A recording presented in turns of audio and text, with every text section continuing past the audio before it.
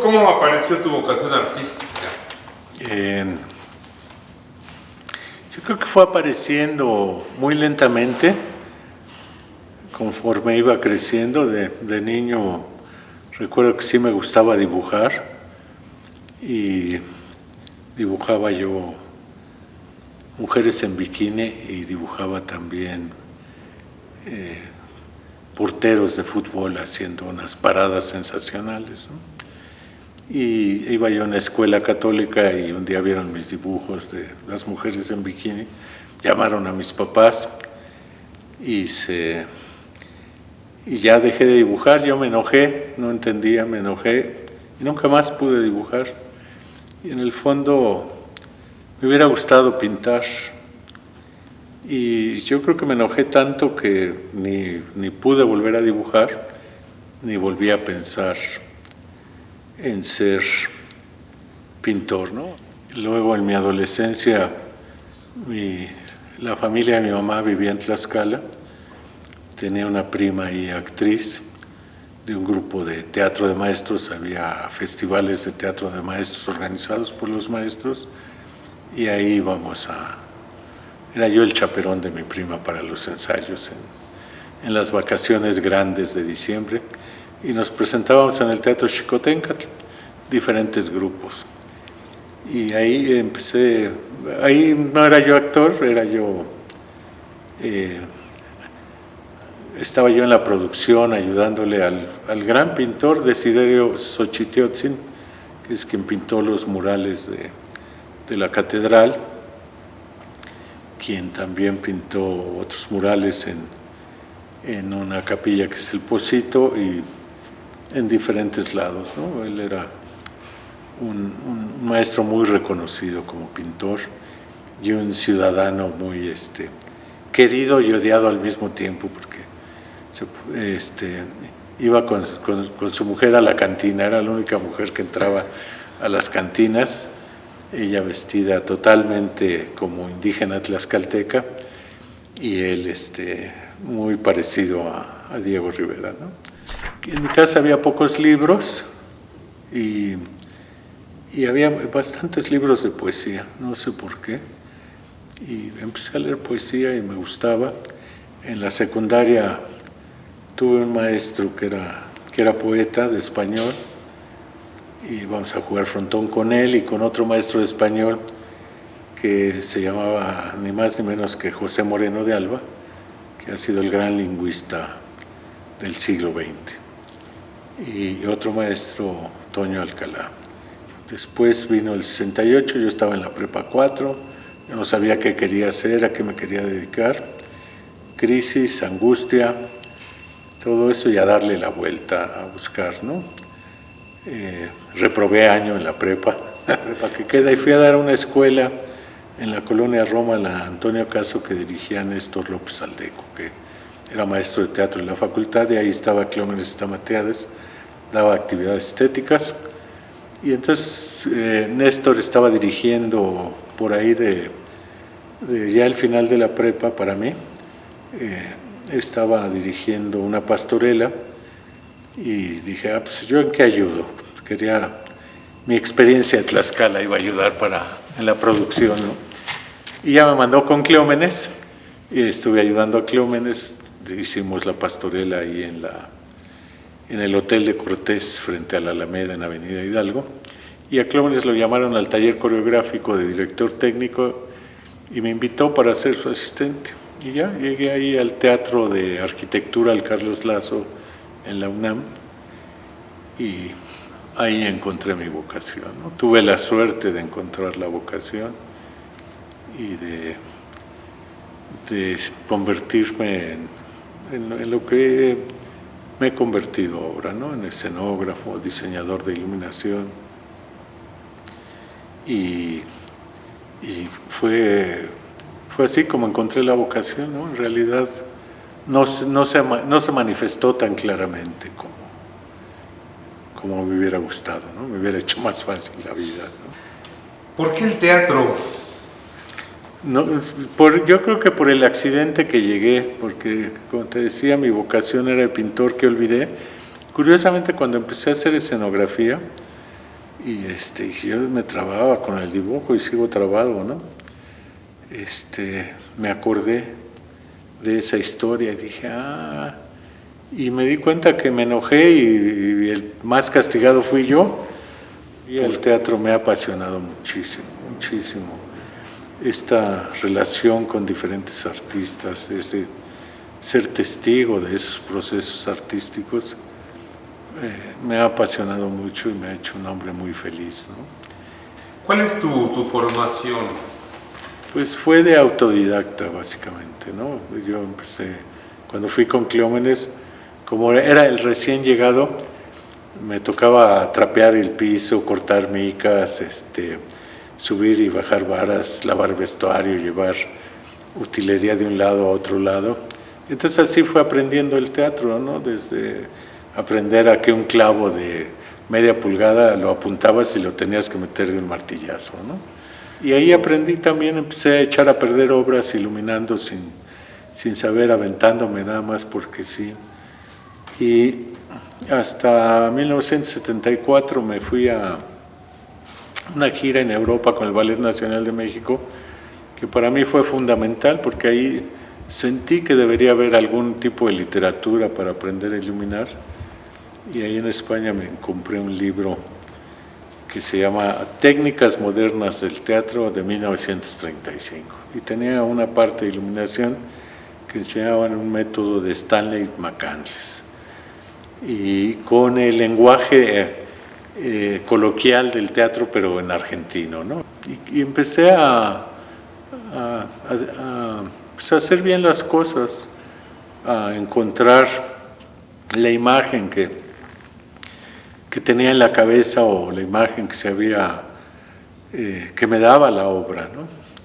Y eso me sirvió para empezar a trabajar. Particularmente tuve la suerte de empezar en danza, y en la danza no se requiere o no se tiene el rigor que debería tener la luz para cualquier evento escénico, ¿no?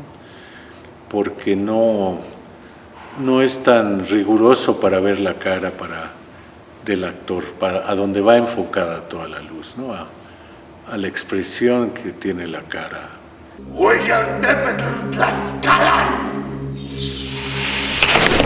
Y ahí fui entendiendo, y gracias a este libro pude ir aplicando las ideas o el método que después supe que así le decían varios iluminadores, gracias a Alejandro Luna, que me puso un libro en la mano de un iluminador inglés, al cual después tuve la suerte de conocer en una remodelación, a Richard Pilbrook, y tenía un texto publicado fantástico, que hasta la fecha es como mi libro de referencia. Y bueno, y ver el trabajo de Alejandro y ya ser su asistente, sobre todo ver su trabajo, ¿no? Los libros que fui encontrando y leyendo, y tuve que empezar a leer con diccionario en inglés porque aquí no había literatura para escenografía o iluminación, ¿no? Lo que sí me dio eso es la certeza de hacer las cosas, de por qué las hacía y cómo hacerlo, ¿no? ¿Tu formación académica fue vital o te formaste en la libre? En la libre, como contaba ahorita, ¿no? Totalmente en la libre, sí. ¿Cómo es tu proceso creativo? ¿Tienes metodología? Pues apenas he estado construyendo, he logrado construir una metodología y es tener muy bien leído el texto, ¿no? Manejar el texto perfectamente, porque es la referencia para mi relación con los directores, ¿no? Lo que dice el texto, lo que pasa entre las personas, las relaciones entre los personajes, perdón, ¿no?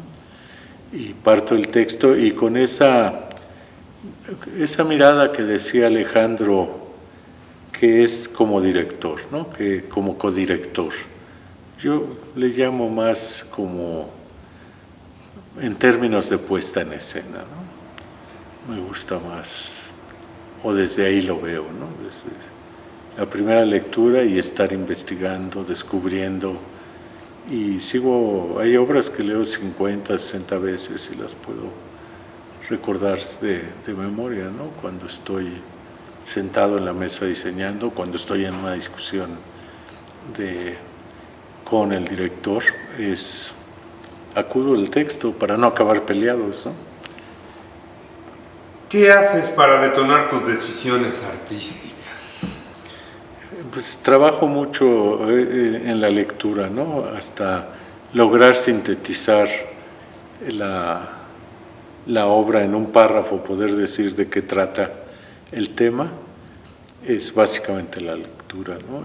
Y estar, me gusta observar por qué me llama la atención un color, un edificio, unas personas caminando. ¿Cuál o quiénes son tus referentes? Pues Alejandro Luna, fundamental, y Joseph Svoboda, ¿no? En esa época era el monstruo que estaba en otro lugar del mundo, y Alejandro Luna, que además había tomado talleres con Svoboda, ¿no? ¿Eres riguroso o caótico? Soy caótico, con tendencia al rigor, pero siempre me gana el caos, ¿no? Siempre me gana el caos, ¿no? Me va llevando la intuición, sobre todo, me saca del rigor, ¿no? Ya que llego al teatro ya me vuelvo más riguroso, pero en el proceso creativo sí soy muy caótico, ¿no? ¿Intuición o razón? Intuición, totalmente, mucha intuición, básicamente, ¿no? Y bueno, y he encontrado que descubrirme como intuitivo, pero hay que alimentar la intuición, ¿no? Entonces sí hay que observar, hay que leer, hay que ver, ¿no? Así es, entonces le hago caso a la intuición, ¿no? ¿Quién dirías que fue tu maestro y por qué? Alejandro, sin duda, por cómo siempre sorprendía mucho su trabajo, ¿no? Recuerdo directores que decían que no tenía chiste trabajar con Alejandro si se lo entregaba todo resuelto, pero pues es el chiste del diseño, ¿no? Que te entregue resuelto la puesta en escena, ¿no? La relación espacial de los personajes, ¿no? ¿Qué haces mientras piensas en resolver el reto de cada proyecto, que cada proyecto plantea? Pues, me hago güey viendo la televisión, pero voy pensando por otro lado cómo resolver cuando estoy atorado, ¿no? Cómo resolverlo, y es como una manera de pensar, de a ver si lo agarro a traición, sin que se dé cuenta, estar pensando en eso y no, para ver si logro encontrar la solución al reto que es cada montaje, ¿no? ¿Sientes miedo? ¿Te mueve o te paraliza el miedo? Sí, me da miedo, pero es un miedo que no me paraliza. Sí, es un miedo que me permite manejarme, ¿no? Moverme, ¿no? Pero sí, no, siempre tengo miedo. ¿Alguna vez resolviste en sueños una obra? Alguna vez por ahí, no me acuerdo, pero me apareció una imagen y la usé y la resolví, pero no me acuerdo, fue hace como 30 años, pero nunca más. Sobre todo a partir de entender la importancia del análisis a través de la lectura de un texto, ¿no? ¿Padeces la hoja en blanco? Sí, la he llegado a padecer y se vuelve muy angustiante y luego, por eso el leer, releer hasta que la obra me permite desentrañarla se ha vuelto fundamental para mí, ¿no?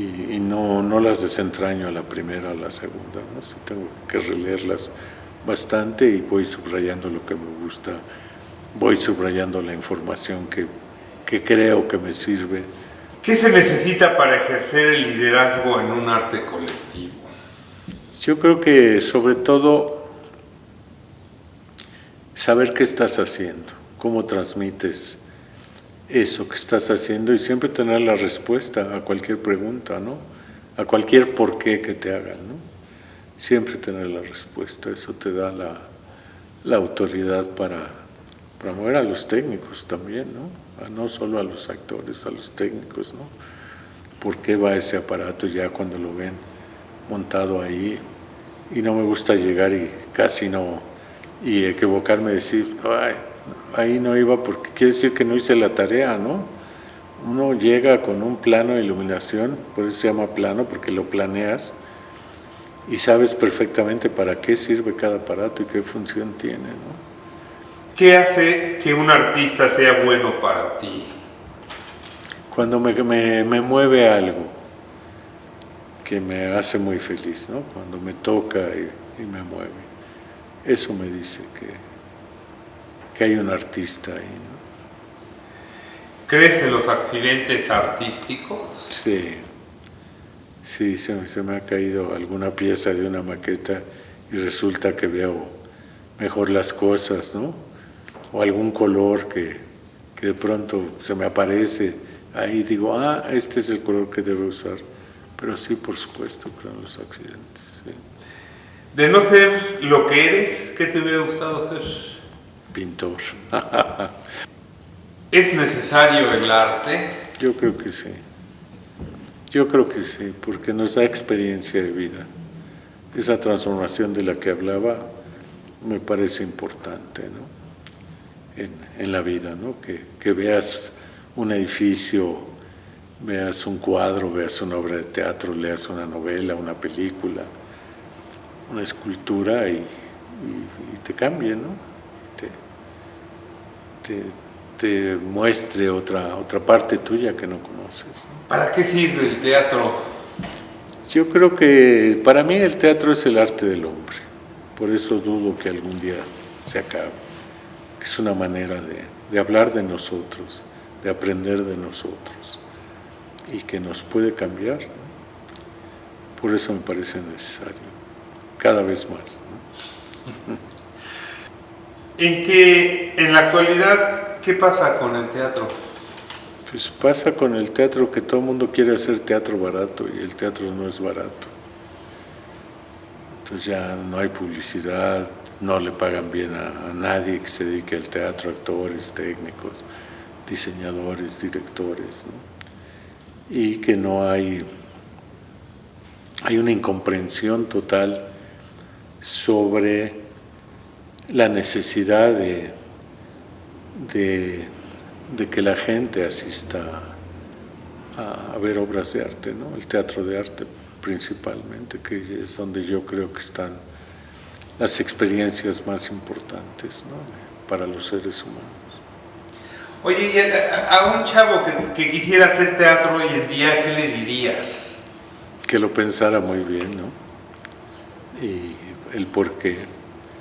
Y que piense que si no es genial, tiene que trabajar mucho.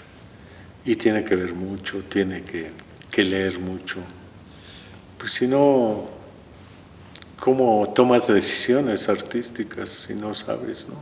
Y le diría que el ser artista no necesariamente de sufrir te hace mejor artista. Lo que te hace un buen artista es que tengas experiencia de vida. Y esa la encuentras o estudiando otra carrera cuando eres joven o leyendo muchísimo. Oye, ¿el teatro mexicano tiene alguna característica específica que le pertenezca al teatro mexicano? Yo creo que su incomprensión hacia el teatro, de la misma comunidad, ¿no? En no entender que el teatro per se es caro, te demanda un edificio, que tiene que tener una característica fundamental, que es ver y oír bien. Si no ves y no oyes bien, no le ayudas a las obras, ¿no? Entonces, los que hacen teatro y se presentan en cualquier parte y todo eso, no lo veo que le ayude al teatro, ¿no? Pero con conocimiento de causa. Lo que no hay es justificar e inventar lo que no es cierto. Eso es lo que yo pienso. Y pasa mucho, ¿no? Desde que hay recortes, aceptación de recorte presupuestal tiene que ver con la ignorancia del teatro. Entonces, no quieren pagarle bien a un actor, no quieren pagarle bien a nadie, pero tampoco quieren gastar en producción y tienen que gastar, hay que gastar. Si te fijas, nuestro formato desde hace un tiempo para acá es de 2 actores las obras, tu unipersonal, 3, 4, 6 cuando ya es superproducción. Entonces eso le ha echado a perder al teatro, ¿no? Y la ignorancia de la gente, ¿no? En términos el teatro es caro, un tablero de triple A cuesta lana, ¿no? Y sí le pagan al señor que vende la madera lo que pide y a un escenógrafo no. La escenografía cuesta. Si te equivocas, te condenan a ser perfecto. Si te equivocas, no te dicen, hombre, y estás dentro del presupuesto, o necesitas una cubeta de pintura para cambiar el color tan simple, no te la perdonan. Si un director se equivoca, pues le cambia a los actores el tono, ¿no? Y ya no costó. Ese es el tema ahí en la producción, ¿no? Entonces, y hay varios colegas que nos equivocamos, ¿no? ¿Y cómo llegas a la luz blanca? Porque me atrae mucho. Me dice muchas cosas cuando le toca a un personaje en la cara, entonces me gusta mucho trabajar. Descubrí que hay muchos blancos, ¿no? Y me gusta trabajar esos blancos. ¿Eso cuándo lo descubriste? ¿Muy temprano? No, apenas, hace como unos 10 años, no hace mucho. Y entonces juego con eso, con el blanco frío, el blanco cálido, la mezcla de los dos, ¿no? Y me gusta, me conmueve de pronto cómo puede pegarle la luz a un personaje y cómo si es fría, si es cálida, esto blanco, cómo se refleja en la percepción del público. Y me gusta porque tiene que ver con la verdad. Y yo creo que el teatro es verdad. Cuando tú oyes a alguien hablando de los políticos, no, están haciendo puro teatro, en todo caso es mal teatro, ¿no? Porque no hay verdad ahí a lo que se refieren, ¿no? Es mentira. Entonces es mal teatro. El mal teatro es mentira, el buen teatro es verdad, para mi gusto, ¿no? Y salimos a la búsqueda de la verdad, ¿no? Sí.